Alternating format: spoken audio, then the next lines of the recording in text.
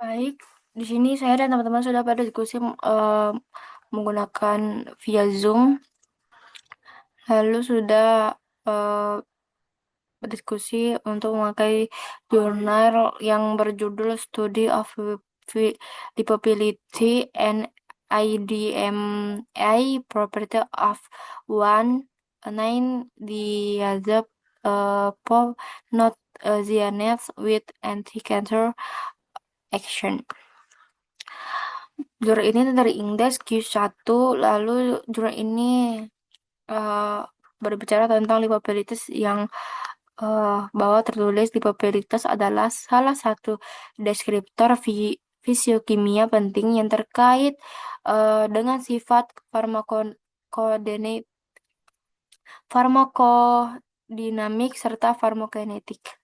Ini menentukan penyerapan, metabolisme, distribusi, ekskresi, dan toksikitas obat. Lipabilitas berperan penting dalam transportasi molekul melintasi membran. Selain itu, lipabilitas mempengaruhi kemampuan molekul untuk berikatan dengan protein plasma dan berikatan dengan reseptor di target aksi obat. Lalu dari teks ini bahwa lipopilitas adalah bukan hanya sifat kimia saja, tetapi benar-benar mempengaruhi kemampuan obat untuk melewati membran biologis, yang merupakan inti dari proses absorpsi dan juga transportasi ke target seluler. Karena lipopilitas mempengaruhi transportasi molekul melintasi membran, maka perencanaan obat dengan tingkat lipopilitas yang sesuai adalah hal yang kritis dalam formulasi farmasi yang bertujuan meningkatkan bioavailabilitas. Lalu pertanyaannya, dari permasalahan ini, pertanyaannya bagaimana merancang formulasi obat sehingga senyawa tetap memiliki bioavailabilitas tinggi meskipun memiliki lipofilitas yang berbeda-beda.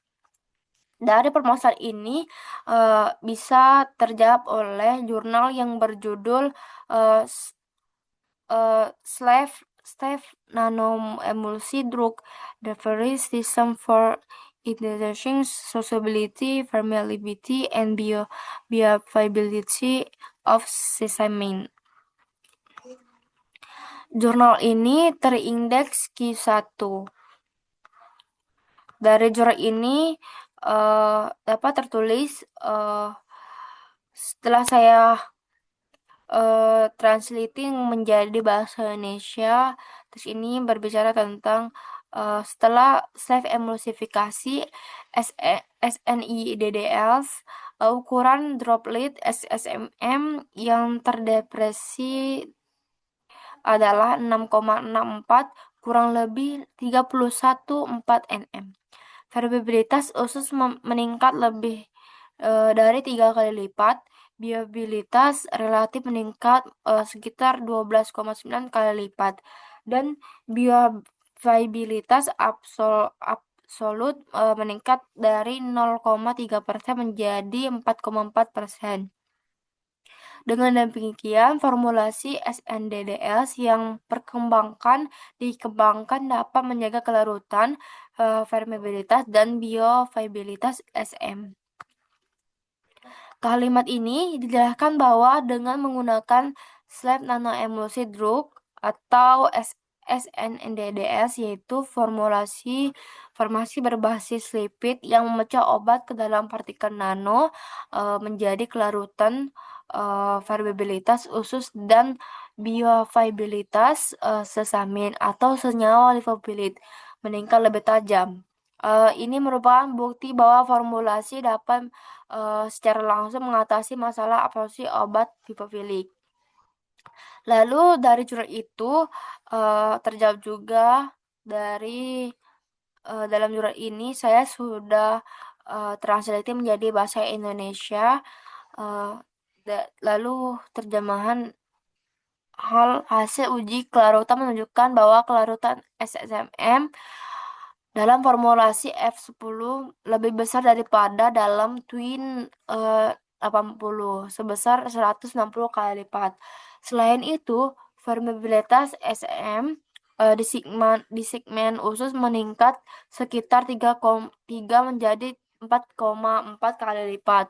Pemberian SLM menjadi SNDDS menghasilkan peningkatan signifikan pada Cmax atau 9 kali bioavailabilitas relatif SMM dalam formulasi SMM SNDDS meningkat secara signifikan sekitar 12,9 kali. Sebagai kesimpulan, kami menyajikan metode sederhana untuk meningkatkan hidrofilisitas, stabilitas, dan biovabilitas SSM. Jadi, dengan menggunakan formulasi slab nanoemulsi atau SNDDS, obat lipofilifik yang secara alami sulit larut dapat membentuk nanoemulsi di dalam tubuh.